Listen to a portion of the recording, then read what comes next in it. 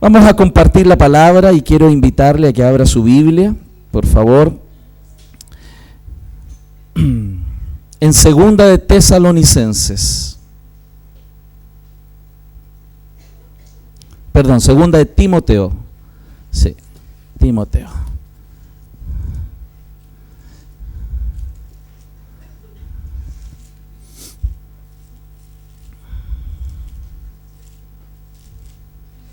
Capítulo 3. Vamos a leer hasta el capítulo 4, verso 5.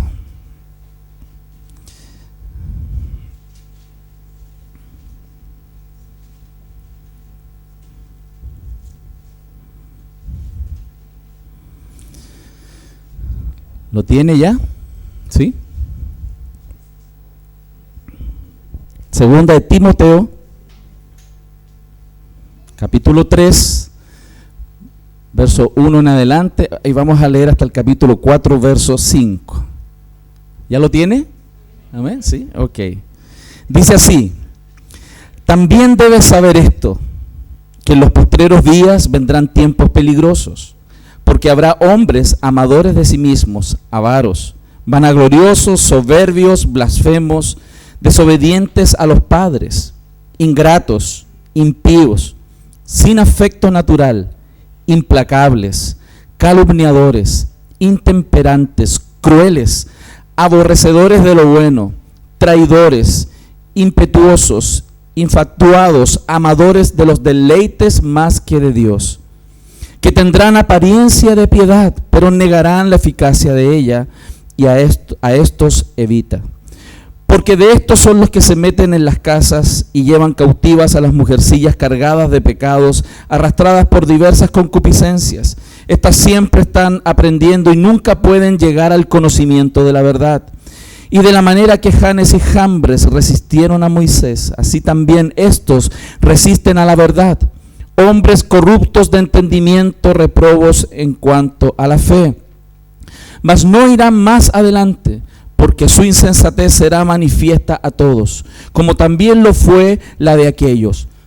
Pero tú has seguido mi doctrina, conducta, propósito, fe, longanimidad, amor, paciencia, persecuciones, padecimientos, como los que me sobrevinieron en Antioquía, en Iconio, en Listra, persecuciones que he sufrido, y de todas me ha librado el Señor. Y también todos los que quieren vivir piadosamente en Cristo Jesús padecerán persecución, mas los malos hombres y los engañadores irán de mal en peor, engañando y siendo engañados. Pero tú, en lo que has aprendido, persiste tú en lo que has aprendido y te persuadiste, sabiendo de quién has aprendido, y que desde la niñez has sabido las sagradas escrituras, las cuales te pueden hacer sabio para salvación por la fe que es en Cristo Jesús. Toda la escritura es inspirada por Dios y útil para enseñar, para redarguir, para corregir, para instruir en justicia, a fin de que el hombre de Dios sea perfecto, enteramente preparado para toda buena obra. Te encarezco delante de Dios y del Señor Jesucristo, que juzgará a los vivos y a los muertos en su manifestación y en su reino, que prediques la palabra, que instes a tiempo y fuera de tiempo, redarguye, reprende, exhorta con toda paciencia y doctrina, porque vendrá tiempo cuando no sufrirán la sana doctrina, sino que teniendo comezón de oír, se amontonarán maestros conforme a sus propias concupiscencias, y apartarán de la verdad el oído y se volverán a las fábulas. Pero tú, sé sobrio en todo, soporta las aflicciones, haz obra de evangelista, cumple tu ministerio. Vamos a orar.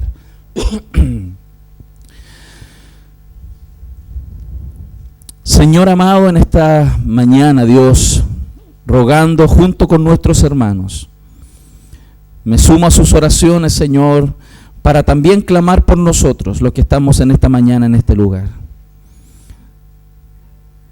Señor, somos personas necesitadas. Nos acercamos a ti sedientos de ti. Nos acercamos a ti, Señor, necesitados de ti. Porque no somos grandes, no somos sabios. Somos débiles, Señor. Pero tú eres sabio, tú eres fuerte, tú eres grande y glorioso. Por eso, Señor, con humildad nos acercamos, Señor, para que tú hables a nuestro corazón, por medio de tu palabra, por medio de tu Santo Espíritu que está en el corazón de tus hijos. Que esta palabra sea iluminada, Dios, y nos dé directrices, nos dé aliento, nos dé consuelo. Que en esa multiforme gracia tuya, Señor, tú hables a tus hijos hoy, como lo has hecho todos estos días, Señor, seguramente de muchas maneras. Señor, usa tu palabra poderosa como una espada para transformar nuestro corazón, Señor, y hacernos agentes del reino tuyo, Señor, en este mundo que necesita ver el reino, conocer del reino tuyo, Señor, conocerte a ti. En el nombre de Jesús. Amén y amén. La enseñanza de esta mañana la he titulado ¿Cómo vivir en estos últimos tiempos? ¿Cómo vivir en estos últimos tiempos? Porque creo que estamos en los últimos tiempos. Y no me refiero a esa interpretación escatológica de que estamos quizás a las puertas en semanas o meses necesariamente, aunque yo creo en el fondo de mi corazón que estamos muy pronto a eso, sino hablando de los últimos tiempos en la mirada de los apóstoles, que ellos entendieron que los últimos tiempos se inauguraron en la venida de Cristo. Ellos sabían ya que estaban viviendo los últimos tiempos, así lo dijeron. Así lo proclamaron, estamos en los últimos tiempos. Y entre esa venida de Cristo y su segunda venida, la manifestación del pecado del hombre, la manifestación diabólica de Satanás en el mundo, ha mostrado cómo hay una profunda necesidad de que Cristo venga ya. ¿Cuántos lo anhelan? Yo anhelo eso. El apóstol Pablo estaba viviendo una situación muy compleja en ese minuto. Él estaba en la antesala de su martirio, en la antesala de su muerte. Él iba a ser sacrificado. Era una época donde se había encendido una persecución violenta sobre la iglesia de Cristo. Violenta. Estamos hablando en una época posterior al incendio de Roma por Nerón y una persecución sangrienta, terrible, desde el Imperio Romano hacia la iglesia de Jesucristo. Era una situación grave, porque ellos eran acusados gravemente frente al Estado. Esto no era en este minuto una persecución religiosa. En este minuto era una persecución política. Porque era el imperio de Roma tras Pablo. Como un agitador social, él había sido perseguido y encarcelado. Porque culpaban a los creyentes de la debacle de esa ciudad. Su detención, por lo tanto, no fue como predicador, sino como un agitador. Era una rebelión en ese minuto, era una rebelión terrible que estaba sucediendo en Roma. Sumado a eso, falsos maestros entraron en la iglesia e instruían erróneamente a la iglesia, desviándola de la predicación que Cristo hizo y también sus apóstoles. Por eso, Pablo estaba dando indicaciones, Pablo estaba dando consejos. ¿A quién? A Timoteo. ¿Quién era Timoteo?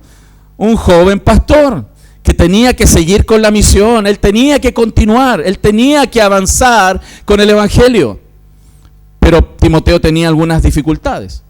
3, era joven, faltaba madurez. Segundo, tenía debilidad física. Tercero, era tímido, temeroso. Wow, 3 cosas complejas que se juntaban en alguien que tenía que continuar, y Pablo lo alienta con el evangelio para enfrentar ese tiempo complejo y difícil que él tenía que vivir y la iglesia de Cristo tenía que vivir. E iba a pasar. Y eso es importante entenderlo. Y por eso Pablo describe a los lectores cosas importantes, ¿no? Por supuesto a Timoteo como primer lector, pero por supuesto también a su iglesia. Tenía que entender la iglesia los tiempos difíciles que estaba viviendo. La Escritura nos dice desde el verso 1 que eran tiempos difíciles donde no iba a ser fácil vivir, iba a ser muy complejo. El texto dice, también debes saber esto, iglesia, que en los postreros días, en estos últimos tiempos, vendrán tiempos peligrosos. Peligrosos. Y esta palabra peligrosos ahí en el texto se utiliza también en Mateo 8:28, cuando habla de los endemoniados gadarenos. ese texto nos dice que ellos actuaban de manera feroz, en gran manera feroz. Una actitud terrible. Eran días de desintegración social. Eran días de violencia, de promiscuidad, de apostasía, de una cultura sin valores, de destrucción familiar, de persecución religiosa, de intolerancia de lado y lado. Suena parecido, ¿no? No podemos tener entonces, ante el anuncio de Dios, ante el anuncio de su palabra, una mirada sobre la vida de manera romántica, ¿no? Idealista, porque estamos en tiempos peligrosos. No podemos vivir con un idealismo escapista de este mundo, porque estamos en este mundo. Y Dios nos advierte cómo es este mundo, más nos aconseja cómo vivir en este mundo.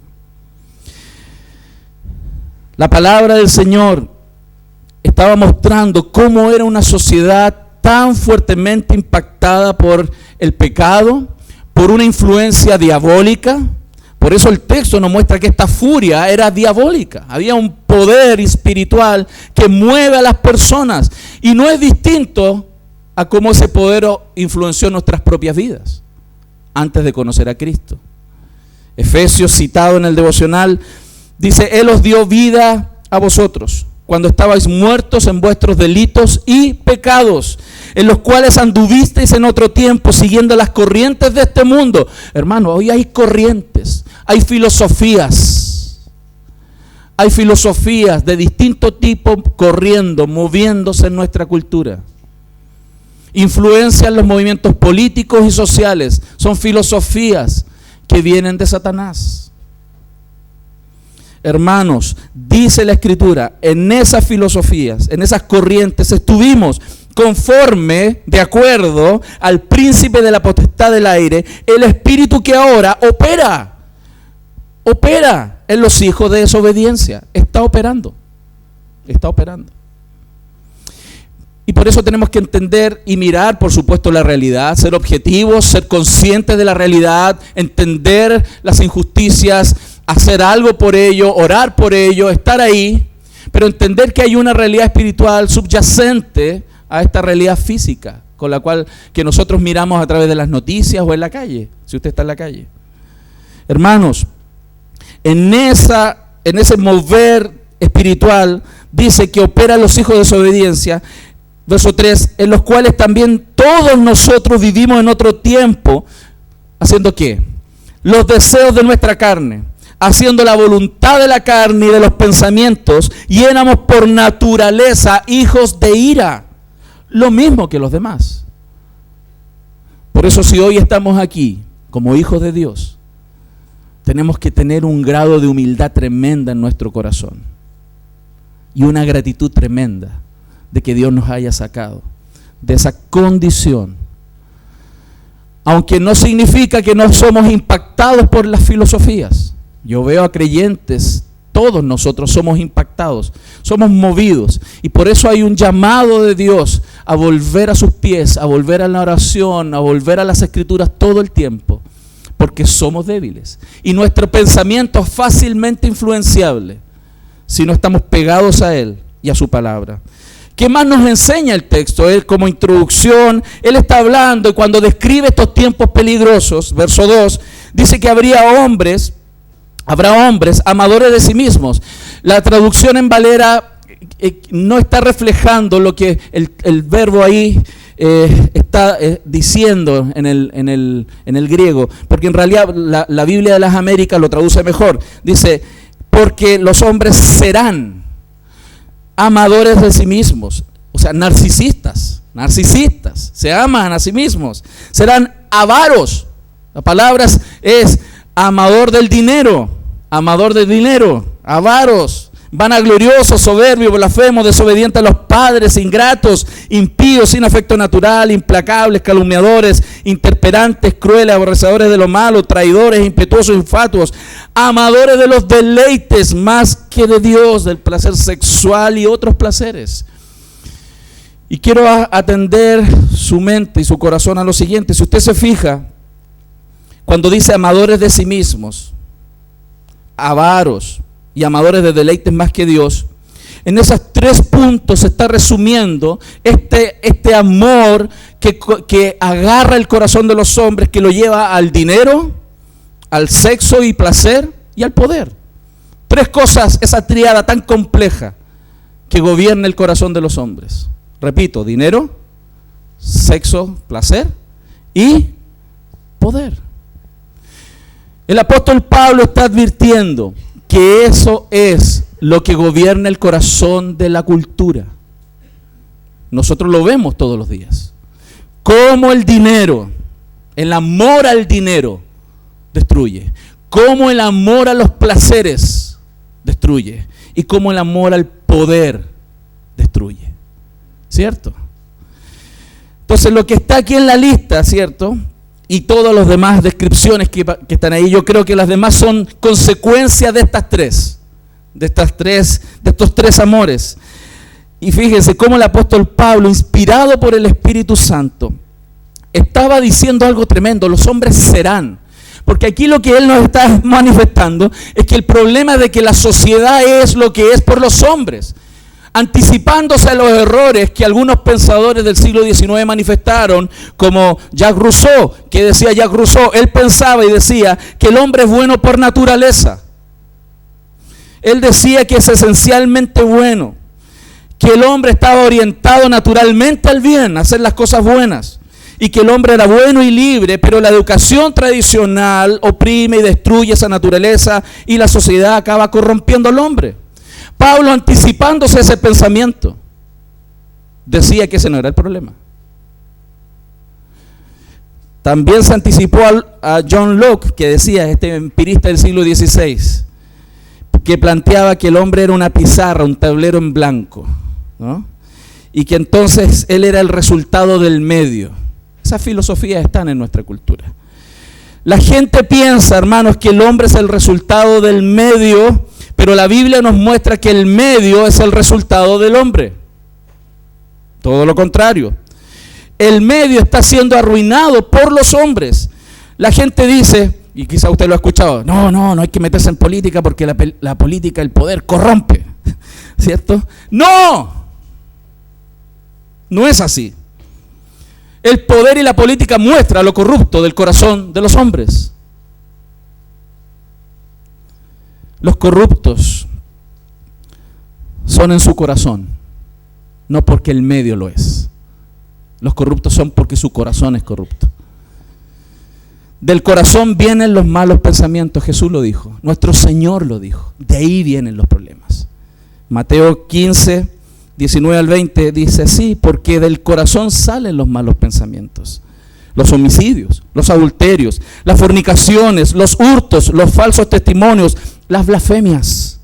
Estas cosas son las que contaminan al hombre, pero el comer con las manos y lavar no contamina al hombre. El mal no está afuera, el mal está dentro del hombre. Y ante esta realidad, hermanos, que nosotros estamos visualizando con mayor intensidad en los días de hoy, entendiendo que el amor al dinero ha hecho que algunos opriman a otros, pero también esa misma corrupción está generando destrucción en nuestra sociedad. Necesitamos, por lo tanto, hermanos, el apóstol aconseja a Timoteo 4 cosas que son muy importantes, que quiero que ustedes las guarden en su corazón. Una de ellas es escapar de ciertas cosas, es seguir otras, es permanecer en algunas y predicar a Cristo en este tiempo. Por eso vamos, por favor, y si usted quiere tomar nota, vamos a ir a estos 4 consejos que el apóstol Pablo está dando ante esta realidad tan compleja y corrupta y difícil de estos últimos tiempos. Necesitamos, por lo tanto, primer punto, escapar al espíritu que marca el final de los tiempos, el espíritu, la filosofía que está detrás de estos últimos tiempos. El mundo está arruinado porque los seres humanos, los hombres, estamos invirtiendo los valores de Dios. Pablo dice que las personas dirigen su amor de manera equivocada. Hay un problema de amor y pasión mal dirigido, hermanos. La gente está amando, los seres humanos estamos amando, los chilenos estamos amando cosas que no debemos amar más que a Dios. Todos sabemos que hay un universo, que hay un Dios, que están las cosas. Y la Biblia nos muestra que nosotros deberíamos adorar a Dios, ¿cierto? Amar a las personas y usar las cosas, ¿cierto? Pero, ¿qué estamos viendo con este amor mal dirigido hoy día? Que rechazamos a Dios, los seres humanos, usamos a las personas y amamos las cosas. Eso tiene este país así. Que rechazamos a Dios, usamos a las personas y amamos las cosas. Y eso también está en la iglesia, en nosotros. Es triste este diagnóstico. Pablo lo observó él en esa época y no es distinto a lo que vemos hoy día. Esa es la triste realidad, el triste diagnóstico de nuestra sociedad. Y si vemos en detalle algunas de estas descripciones, dice que las personas son ególatras, vanagloriosas, ¿cierto? Narcisistas. Ellos se aman a sí mismos. Debido a esto, hermano, debido a esto, como hay tanto amor a sí mismo, las parejas no se pueden sostener. ¿Por qué hay tantas peleas en sus hogares? En nuestros hogares y los hogares de TV. ¿Por qué hay tanta pelea? Por amor a sí mismos. Ese es el problema. Y Pablo lo estaba advirtiendo. Amor a uno mismo. Por eso hay tanta discusión. Por eso las familias no se pueden sostener juntas. Porque aman el dinero. Se aman a sí mismos. Aman más las cosas que las personas. Los padres abandonan a sus hijos por las riquezas. Esa es la realidad. Dice que seremos amantes del dinero. El dinero es el Dios de este siglo, es muy fuerte. Usted lo conoce, ¿no? ¿Sabe por qué nuestro país está así? Porque hay amor al dinero. La gente mata, muere por eso, se divorcia por dinero. Es tremendo lo que pasa. Y hay algunos datos que quise rescatar para tener algunas referencias más allá de nuestro país también. Las 100 economías más grandes del mundo actual, 51 son empresas. 51 son empresas. El 51% de la riqueza mundial está en manos de esas empresas. Hay muchas empresas más ricas que naciones. Yo les compartí de esto hace un buen tiempo atrás. Les di algunas cifras. Pero quiero recordarles. General Motors, por ejemplo, es más rico que Dinamarca. Ford es más rico que toda Sudáfrica. Toyota es más rico que Noruega. Walmart es más rico que 161 países de este mundo. El 50% de la riqueza mundial está en manos de solo 461 personas. El mercado globalizado exige cada vez más tiempo al trabajador, por lo que consume más y más, para hacer girar este círculo de consumismo. 30 o 40 años atrás, hermanos, el 70% de las familias, 30 o 40 años atrás, solo una persona trabajaba en ese hogar para ganarse la vida. Hoy, más del 70% de los hogares necesitan 2 ingresos para mantenerse en el mismo patrón.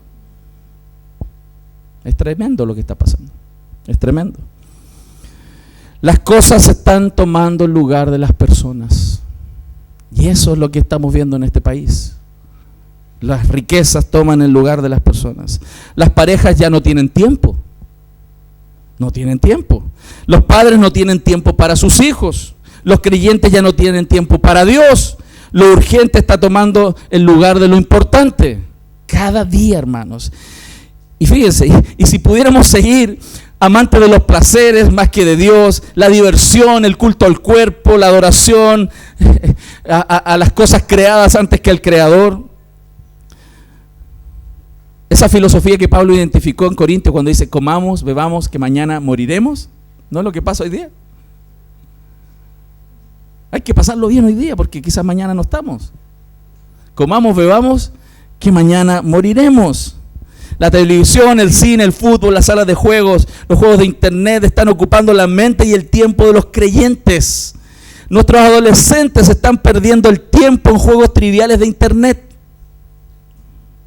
El mundo los está atrapando, metiéndolos en una red de la cual les es difícil salir. Les es difícil. ¿Por qué? Porque es lo que Pablo advirtió de estos últimos tiempos. Amamos más los placeres, el jugar, el placer, el divertirnos, amamos más el dinero y amamos más las cosas que al Creador. Jactanciosos, arrogantes, hay distorsión familiar, desobediente a los padres, desagradecidos, irreverentes, deshonrados, despiadados y claramente con muchos conflictos en las relaciones humanas. Calumniadores. La palabra calumniadores ahí en el texto es diaboloi, que significa, que es como de donde viene la palabra diablo. Porque ¿quién calumnia? ¿Quién es el padre de las calumnias, de las mentiras? Satanás. Satanás es el diablo. Por lo tanto, hermanos, son días de furia, son días peligrosos, son días tremendos, terribles, los cuales estamos viviendo. ¿Cuán frágil es la vida hoy? Yo tuve la oportunidad de estar unos días fuera del país y llegué a otro país. Algunos bromeaban, pastor, no salgas más, me decían. Te fuiste, quedó la tendalada. Dios mío. Y recuerden que hace algunas semanas atrás yo les advertía, y lo vengo haciendo por años, que las cosas serán complejas. Hace algunas semanas a algunos de ustedes les hablaba de algunos antecedentes sobre la posibilidad de crisis alimentaria mundial. Si con algo como lo que vivimos en estos días se desordenó nuestra sociedad en muchos sentidos, ¿no? Con razones justas, por supuesto, pero con acciones no justas, en algunos casos también. ¿Qué pasaría si nuestra sociedad es enfrentada a una escasez mucho más brutal, a una circunstancia mucho más difícil que la que estamos viviendo hoy día? Vienen tiempos así. ¿Qué va a pasar? Por lo tanto, estamos viendo que hay situaciones difíciles y nos está mostrando también que el mundo está arruinado porque la espiritualidad del ser humano está divorciada de Dios y de la vida diaria. Nosotros también como cristianos tenemos que hacer un mea culpa. Tenemos que revisar nuestra vida, nuestras acciones. A veces juzgamos a otros sobre las decisiones que toman, sobre cómo gobernar, sobre cómo decidir, y a veces en nuestro propio hogar no sabemos gobernar nuestro hogar. Tenemos un desorden en nuestra propia casa y estamos exigiéndole a otros también.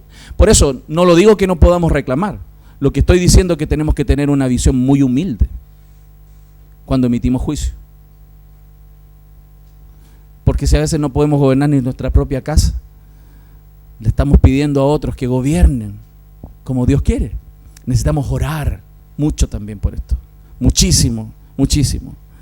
El verso 5 dice que tendrán apariencia de piedad, pero negarán la eficacia de ella. A esto se evita, porque estos son los que se meten en las casas, y ahí nos muestra toda una transformación, y habla de Janes y Jambres que resistieron a Moisés. Hermanos, hoy día la iglesia cristiana evangélica necesita despertar. Nosotros necesitamos despertar a una vida profunda de oración, pero también de traer justicia a nuestro mundo, de bendecir a otros. Podemos pedir al Estado que ayude a los que necesitan, y nosotros estamos encerrados en nuestras casas sin ir al hospital, sin ir al hogar de ancianos, sin llevar un plato de alimento al necesitado, y estamos pidiéndole a otros que vayan, y tú y yo no somos capaces de hacerlo. Estamos pidiendo salarios justos, y los que tienen gente trabajando con ustedes, ¿paga salarios dignos?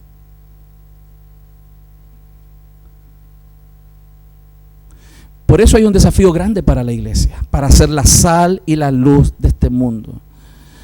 Necesitamos entonces hacer una cruzada, y por eso les decía, este miércoles vamos a ayunar, este miércoles vamos a orar mucho, además de lo que hemos venido haciendo seguramente en nuestras casas.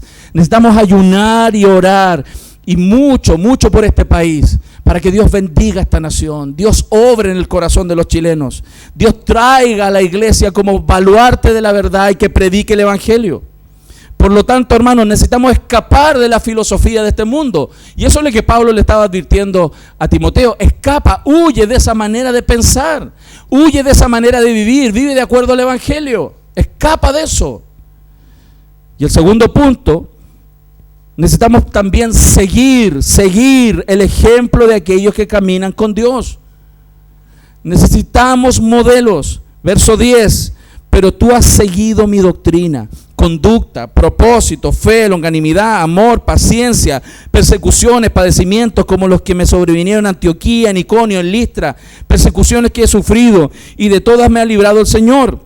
Y también todos los que quieran vivir piadosamente en Cristo Jesús padecerán persecución, hermanos. Pablo moriría, y qué tremendo que Timoteo tuvo un modelo a seguir. Qué bendición que tuvo un modelo. Y yo me pregunto a mí mismo, ¿soy un modelo para mis hijos? ¿Soy un modelo como padre piadoso para que mis hijos copien eso? Yo creo que todos los que estamos aquí tenemos que preguntarnos eso. ¿Somos modelos?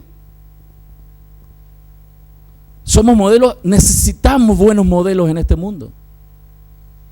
¿Por qué muchos no creen hoy en el Evangelio? Porque no ven los modelos. Tú y yo somos modelos en nuestro barrio. Tú y yo somos modelos en nuestra sociedad, en el trabajo. Tú y yo somos modelos donde nos desenvolvemos. Porque necesitamos modelos para que la gente siga. Timoteo estaba rodeado por falsos maestros y necesitaban un buen testimonio, necesitaban un ejemplo. ¿Cuáles son los ejemplos que tenemos que seguir? Aquí dice, conducta. ¿Cómo está nuestra conducta? ¿Practicamos lo que predicamos o somos como el cura Gatica? ¿Se acuerdan de él, no? El que predica. Ese versículo ustedes se lo saben. Tremendo, ¿no? Que enseñe buena y sana doctrina. Que tengamos propósitos claros. ¿Cuál era el propósito de Pablo? ¿Usted cree que había duda en Timoteo? No. Hechos 20:24, Pablo dice cuál era su propósito. Yo creo que él lo mostró. Y debiera ser el propósito nuestro. Pero de ninguna cosa hago caso, ni estimo por preciosa mi vida para mí mismo. No hay vanagloria. Con tal que acabe mi carrera con gozo y el ministerio que recibí del Señor Jesús para dar testimonio del Evangelio de la gracia de Dios. Ese debiera ser nuestro modelo a seguir, de Cristo, de Pablo y de muchos hombres y mujeres de Dios que han entregado sus vidas negándose a sí mismos, tomando su cruz y siguiendo al Señor. Este país necesita eso, hermanos.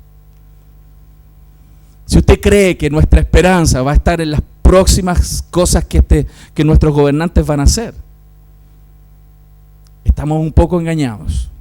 Nuestra esperanza viene del Evangelio, viene de Dios, de lo que Dios puede hacer en una nación, de lo que Dios puede hacer en el corazón de este pueblo, de lo que Dios puede hacer en nuestros corazones. Por eso hago un llamado, hermanos. Incluso dentro de la iglesia, los líderes, y lo hemos visto, ¿no?, por años, buscan ser el centro de atención, los líderes religiosos también. Se promueven a sí mismos, buscan ser los héroes, hermanos, y somos servidores, todos somos servidores, colaboradores del Señor. No somos más, los pastores no somos más, somos colaboradores del reino de los cielos.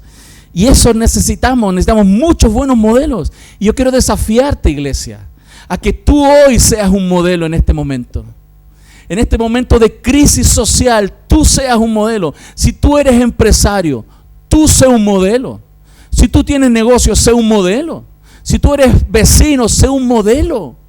Para que las personas tengan algo que seguir. Algo firme, sólido, congruente. Que tú sí seas sí, tú no seas no. Que lo que te comprometiste a hacer lo cumplas. Sé un modelo. Porque necesitamos modelos. Pablo estaba diciendo, imítame a mí, imítame. Qué bueno, Pablo fue un buen modelo para Timoteo. Necesitamos muchos Pablos en este país. Buenos modelos para la gloria de Dios. Tercer punto. Necesitamos, hermanos queridos, también permanecer fieles a la palabra de Dios. Fíjense lo que dice el verso 13. Mas los malos hombres y los engañadores irán de mal en peor, engañando y siendo engañados. Pero persiste tú, ¿en qué? En lo que has aprendido y te persuadiste sabiendo de quién has aprendido, que desde la niñez has sabido las Sagradas Escrituras. Hermanos, ¿sabemos las Sagradas Escrituras? ¿Las sabemos? ¿Las sabemos o solo de oídas? Así. O solo de pan de vida, ¿no? De horóscopo, así, casi horóscopo esa cosa.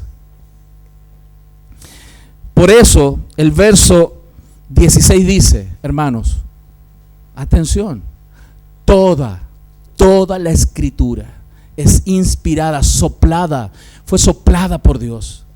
Fue soplada por Dios y es útil para enseñar, para redarguir, para corregir, para instruir en justicia. Si usted tiene dudas cómo comportarse hoy, en este contexto, necesita la palabra de Dios. Porque la palabra le va a enseñar qué hacer. Le va a redarguir en lo que no debe hacer. Le va a corregir el rumbo y le va a ayudar a permanecer en eso. Necesita de Dios. Y no una letra muerta. Es una letra inspirada. Es una letra inspirada. Iluminada por el poder del Espíritu Santo en el corazón de los hijos.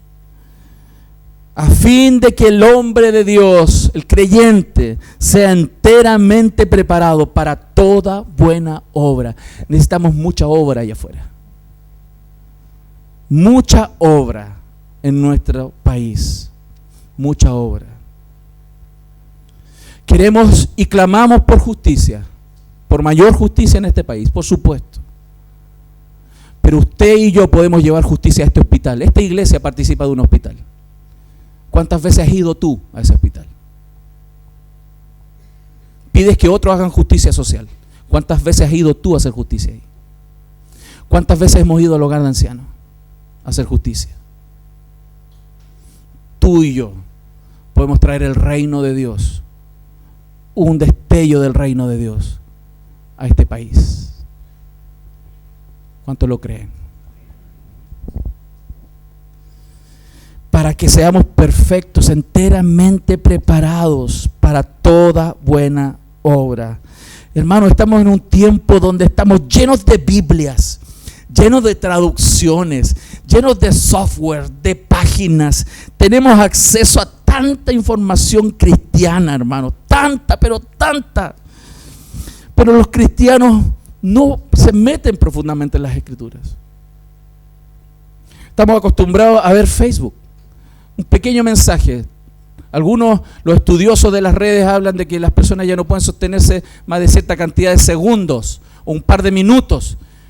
Dios mío, hay una inanición espiritual terrible.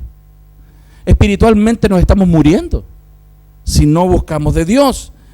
Dios decidió hablarnos por su palabra para alentar el corazón, hermanos, para iluminar el camino de nuestros pies, para libertarnos de las mentiras.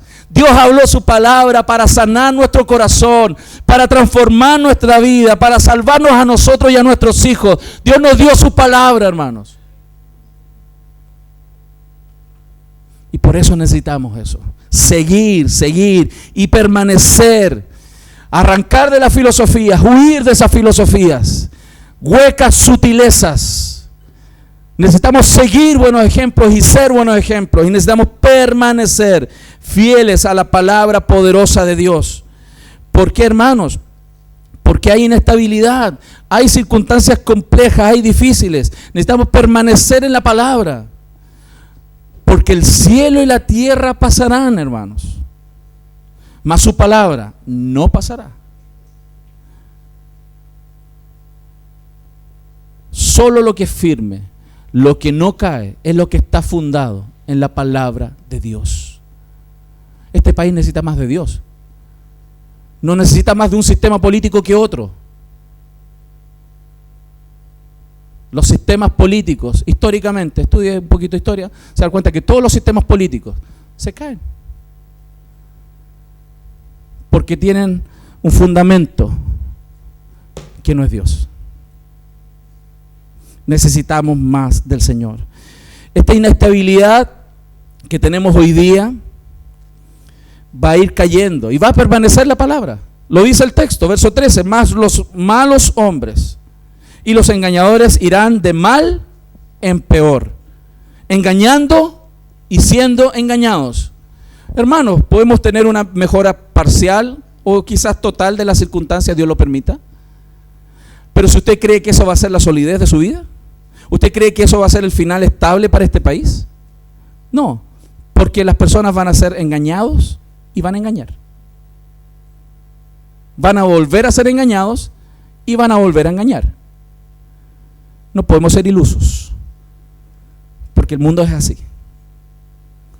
Las personas van a engañar y van a volver a ser engañados. Ha pasado en todos los sistemas políticos a través del mundo y a través de la historia. Necesitamos permanecer. Y por eso el verso 14 dice, hermanos, y nos dice a nosotros hoy la palabra, pero persiste tú. ¿En qué? En lo que has aprendido y te persuadiste, lo que te convenciste de lo que es la verdad, sabiendo de quién has aprendido, hermano. Persiste tú, aunque todo se demorone, aunque las cosas se caigan, persiste tú. No podrás después decir, no, es que tal persona no, es que tal persona. No, persiste tú. Por eso, hermanos, hoy día estamos viendo cómo las personas están tan inestables en sus corazones. Las personas abandonan la palabra para buscar las noticias del mercado. La fe de los creyentes sigue siendo engañada por las noticias, para arriba y para abajo, hermano.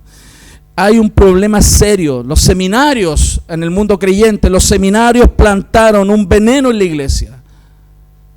El relativismo, el liberalismo teológico ha destruido el corazón de los creyentes conforme a su amor y pasión por la palabra de Dios.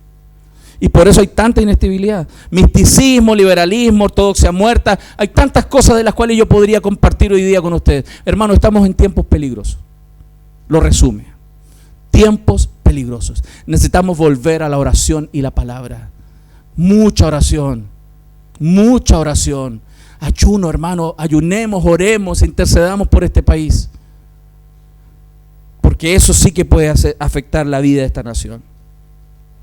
Y además, entendamos que la palabra del Señor, y como lo muestra el verso 14 y 17, es superior a toda otra filosofía. La palabra de Dios es superior. Esta palabra produce salvación, hermanos. Produce salvación, transforma y anuncia salvación centrada en Cristo. Renueva la mente. La Escritura es infalible, es inerrante, es poderosa y puede obrar en el corazón de la nación. Y por último, hermanos, ¿cuál es el cuarto consejo? Que el apóstol Pablo le está diciendo a Timoteo y a la iglesia de cómo vivir en tiempos peligrosos. Recordemos, ¿qué hay que hacer? Huir, arrancar ¿de qué? De las filosofías y huecas sutilezas. Filtre por la palabra. Segundo, ¿qué hay que hacer? ¿Anotó? La primera era huir, la segunda es seguir, la tercera es permanecer y la cuarta es predicar. Predicar a Cristo, el sentido de la palabra, hermanos, con urgencia. El texto nos muestra que necesitamos mirar que este país necesita a la iglesia predicando el evangelio, predicando a Cristo. Jesús va a regresar, hermanos. El Señor viene pronto y va a juzgar estas naciones, juzgará a los ricos y juzgará a los pobres. ¿O usted cree que va a juzgar solo a los ricos? También a los pobres. Porque delante de Dios no hay nadie que se pueda parar y justificar a sí mismo. Nadie puede justificar su pecado con el pecado de otros. Delante de Dios no hay ni uno bueno. Este país necesita a Cristo. Por eso, sobre nosotros está el peso de la responsabilidad del ministerio de la reconciliación, del ministerio de traer paz, verdadera paz a este mundo, verdadera paz a esta nación, que es por medio del evangelio. ¿Seremos fieles en eso, iglesia? ¿Seremos fieles en este tiempo? Y yo sé que su corazón a veces se asusta, ¿no? Nos amedrentamos por los vaivenes, ¿no? Y pensamos, tendré trabajo mañana, ¿qué pasará mañana? ¿Estaremos vivos? ¿Habrá muerte, más destrucción? ¿Qué pasará? Nuestro corazón se angustia. Pero Jesús dijo, mi paz os dejo, mi paz os doy, no como el mundo la da. ¿Cuál es la paz que da el mundo? No, es que necesitamos nuevas leyes y más justicia. Esa es la paz del mundo. No, es que necesitamos mayor crecimiento, dicen otros, y mayores oportunidades de trabajo. Esa es la paz del mundo.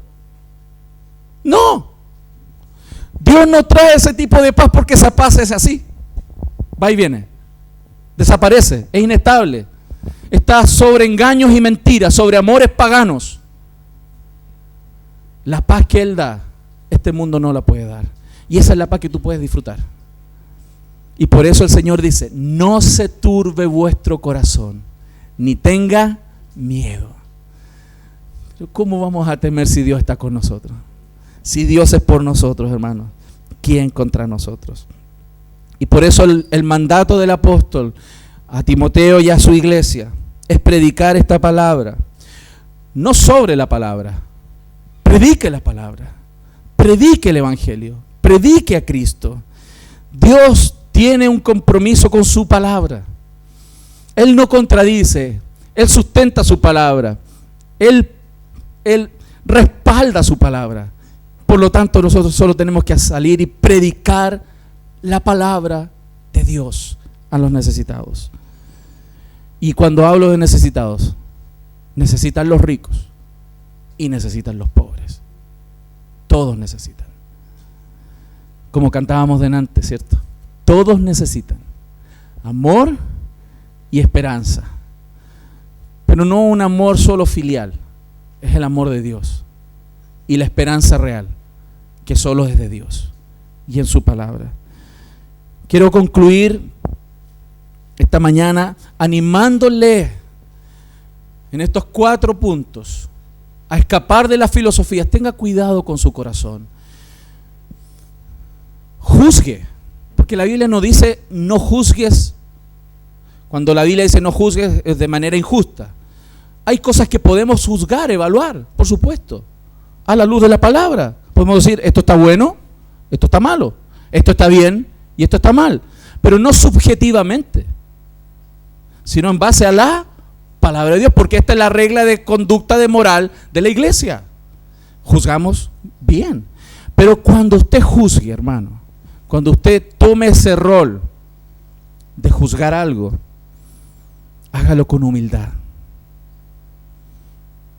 con temor y temblor delante del Señor. Con temor y temblor. Porque con la vara que somos seremos medidos. Con temor y temblor. Alguno dirá, no, que estas autoridades, que aquí, que allá. Y otro dirá, no, y estos que destruyeron y destrozaron acá y allá. Yo decía, ¿cuántas veces yo me he equivocado en liderar mi hogar? ¿Y cuántas veces he arruinado y he destruido cosas yo sin cuidarlas? Para eso hay ley. Esperamos en Dios, que Dios traiga su justicia a este país también. Por eso, conclusión, Dios nos está llamando a vivir como peregrinos. Peregrinos sobre este planeta. Peregrinos. Estamos aquí, no somos de aquí y nos vamos de aquí. ¿Cuántos creen eso? No somos de aquí, estamos aquí y nos vamos de aquí. Y lo antes posible, Señor, ven pronto, ¿cierto? Cierto, yo anhelo eso, que el Señor venga pronto. Pero vivamos entonces como peregrinos, no haciendo tesoros en la tierra, donde la polilla y el orín corrompen y donde ladrones minan y hurtan.